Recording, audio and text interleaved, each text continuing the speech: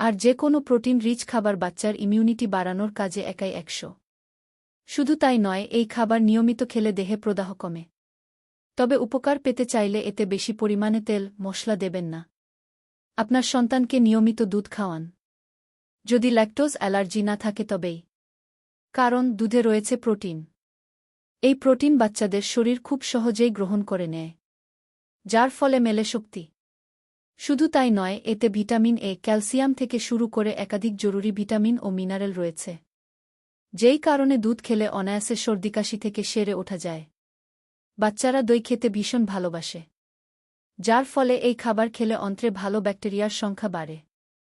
আর ভালো ব্যাকটেরিয়া বৃদ্ধি পেলে সক্রিয় হয়ে ওঠে ইমিউনিটি। দ্রুত সর্দি, কাশি থেকে সেরে ওঠা যায়। তাই রোজের ডায়েটে অবশ্যই দিকে রাখুন। তাতেই সমস্যাকে কাবু করে ফেলতে পারবেন।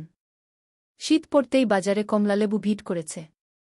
লেবুতে রয়েছে ভিটামিন সি, যে কারণে লেবু খেলে সক্রিয় হয়ে ওঠে ইমিউনিটি। দ্রুত সর্দিকাশির মতো রোগ এড়িয়ে চলা যায়। সন্তান যদি লেবু চিবিয়ে না খেতে চায়, তাহলে তাকে রস করে খাওয়ান। আশা করছি এই নিয়মটা মেনে চললে উপকার মিলবে হাতে নাতে। সে দ্রুত সেরে উঠবে। আপনার সন্তানকে অবশ্যই সর্দিকাশিতে মাছ খাওয়াতে হবে, কারণ এই খাবারে রয়েছে ভিটামিন ও মিনারেল।